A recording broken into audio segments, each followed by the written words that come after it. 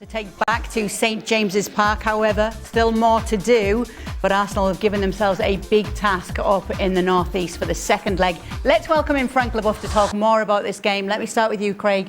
What to make of it? Well, I think it's still game on, isn't it? And I think that's going to make the second leg intriguing. Are Arsenal good enough to go up there and get a couple of goals, maybe three? Absolutely, on the day. But equally, you know, Newcastle are more than capable of winning the game too. So it really has batted the ball, Newcastle, that is, into Arsenal's court. Look, Newcastle have been a form side. They had a period last year where Eddie Howe struggled with injuries. It really affected them. The European side of it as well. This year they don't have any of that. They have less injuries. They have Tonali back. They have no European football. Their big players are in form. Shaq and I were talking about Joe Linton. He's just one of many, but he's just a Trojan horse at the moment, wherever he plays. Gordon's form, Jacob Murphy's form, Tonali's form since the suspension.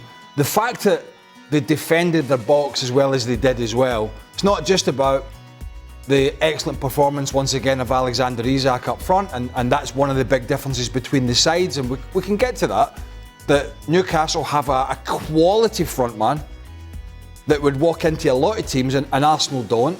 And that's part of the big difference. But also the other side of it as well is Newcastle wanted to do the defensive side of the game today, particularly in the second half. I didn't agree with this having no striker at the end. Although you've gone sort of 5 and 5 defensively, there's really no outball. And so it's just coming back and coming back and coming back. But Botman and Byrne and Livramento and Lewis Hall and Dubravka and all these guys, they just defended their box like they are desperate to win a trophy. And that's as important as Alexander Isak up at the other end, getting all the headlines. I'm sure we'll get to the point where we sing in Newcastle. I'll certainly take that opportunity to sing Newcastle's praises. But to Eddie Howe's defence, and I'm with Craig, the last 20 minutes, 25 minutes, if not a little bit more, just seem to drag on from a Newcastle perspective because you don't have that strike, you don't have that outball, but you're defending a lead. You're defending a lead, more to the point, to take back to St James's Park. So, in the words of former coach up at Newcastle, Arthur Cox, absolute legend, this is only half a loaf. So even if you were to concede at that point and kind of hand momentum back over to Arsenal, which they should have taken, it doesn't feel that bad because the second leg is still to come at St James's. That being said, there was so much about about Arsenal that surprised me. As ever, there's this threat, there's this atmosphere about Arsenal whenever they get a set piece. And that just kind of speaks to how their season has gone. Yet still, you saw opportunity after opportunity go begging. We saw Timber early on. In the second half, there were so many more that we could have pointed to. The big opportunity to Kai Havertz. And then to give up the opening goal in particular as easily as, by their standards, as they did. It just didn't feel like the Arsenal that we've seen all season long. So while you're Newcastle and you go back up to the northeast with a 2-0 win in London, it just doesn't feel as secure as maybe that scoreline suggests, because surely Arsenal are not going to fluff their lines in front of goal in that manner again anytime soon. And Newcastle, the two centre-backs have been absolutely fantastic, where I found Saliba and Gabriel sometimes in some difficulties to cope with the situation. Isak was tremendous, especially the first half. I mean, he had 3 chances on his own, taking on one of the two centre-backs, of course scoring the goal, creating chances to himself. Great performance from the striker. Arsenal, they're not there yet. I mean, comparing to what we have known, they're not there. They're not back from the New Year's Eve for me. Martinelli made when he hit the post, he made a huge mistake. I mean, I was talking to Sonny Anderson, one of the best strikers in the world, playing for Barcelona and Brazil.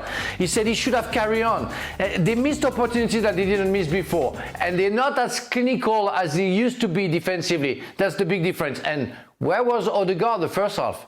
It was completely absent. Let me get to Alex. Give him a rest at the weekend, Odegaard. Against Brighton, he had to bring him on in the second half because they were struggling. I've just read one of Arteta's quotes. It's not the result that reflects the story of the game. Again? I tell you what the story. Oh my God! I tell you what the story of the game is for the Spaniard. If he's got any ears for anybody who's trying to tell him, the story of the game is Newcastle, and he mentioned it. Newcastle were efficient, and that's the difference. Just because Arsenal have 69 or 70% possession, is that reflecting the story of the game? Because the most important thing is the final third. And in the final third, and Frank's just mentioned it, in the final third, they are mediocre at best. And it is a gaping hole, in my opinion, and one of the big differences why Arsenal have come up short when they were fighting City and how they'll probably come up short against this Liverpool side. Because this Liverpool side have got goals all around them without really having a natural striker. They've got Mo Salah, they've got Diaz, they've got Jota, they've got Gakpo. All these guys can score in big games. This is a major, major problem for Arsenal. This Havertz-Jesus situation. And if they don't address it, then maybe he'll get the summer to go and address it again, and they'll push again. But if he continues to go through this season, which I think they will, and then through the summer without addressing it again, I think it's going to eventually cost him his job. If they don't address it now, when they've got a chance to. But who are they going to buy in January? Yes, exactly. So who's going to go in? That's a problem. Can they win any silverware then with what they've got? Well, they've been hoping that Alexander Isak would be the answer to their issues. A lot of suggestion that was going to happen in January, kind of given some of Newcastle's summer financial issues.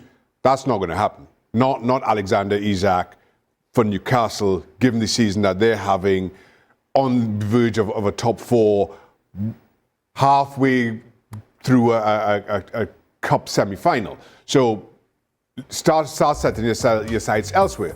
But while the question is, will Arsenal do anything about it in January?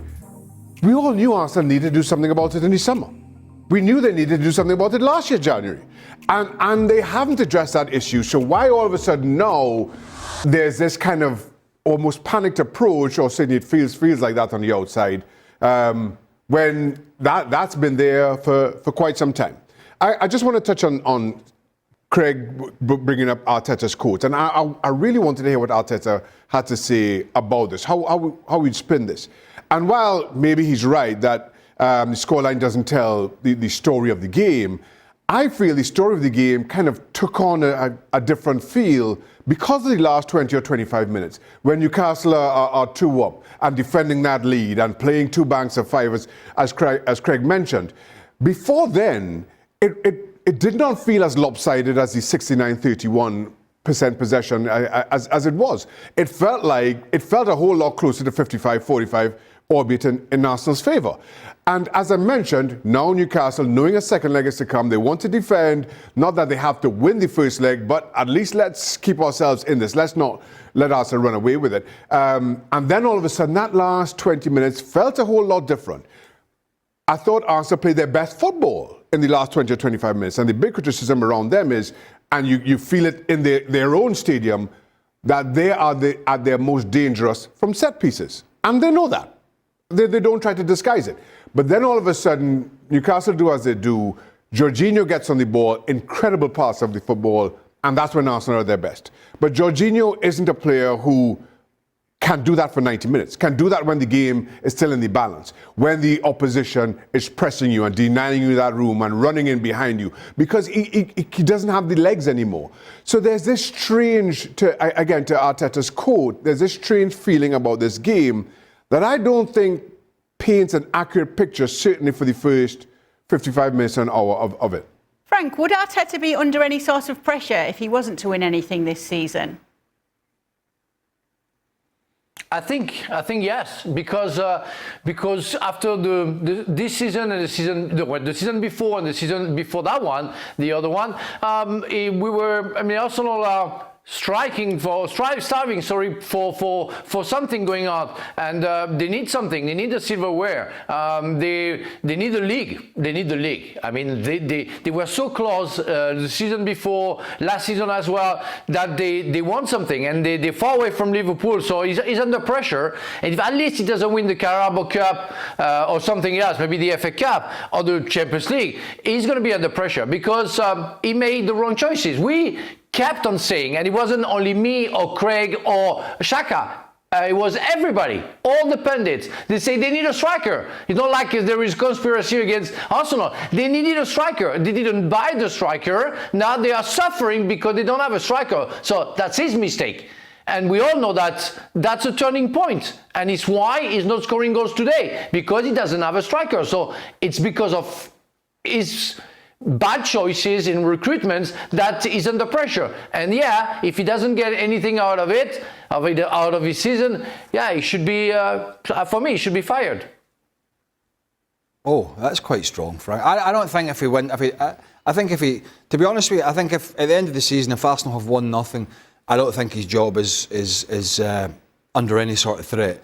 I think where the problem will come is, you know, if Liverpool stretch away and win the league at a canter and they don't address, and he doesn't address with his colleagues in his recruiting department the obvious deficiencies in this squad in the summer, then I think next season is a different kettle of fish. There is no doubt, and we talked about this with Stuart Robson a week or two ago, there is no doubt this Arsenal side have made progress in the last 2 or 3 years, a lot of progress.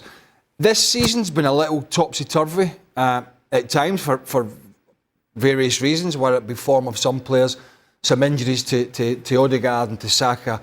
But they have the foundation of a squad and a back four in midfield to go and really, you know, be potentially the strongest team in England. But they have to address these scenarios. You're not going to do that with mediocre players at that level. And that's what they have in these areas. You know, they have players in the Havertz and Jesus, for example, and even though Jesus was at Man City for quite some period and did a decent job, a lot of the times it was not as the number 9, it was as a left-sided wide player doing a job tracking back. These guys wouldn't get in. You know, this front line, Jesus and Havertz would not get into the Newcastle side, right? They would not get into the Chelsea side at the moment because Jackson's had a good season. They definitely wouldn't get in the Liverpool side. They would not get in the Man City side. So here we have a team in Arsenal who were many people's favourites at the start of the season for the Premier League, and yet they have 2 supposed number 9s or 2 frontmen that wouldn't get in any of the top 6 in the Premier League. That kind of tells you where they are and what they need to do about it.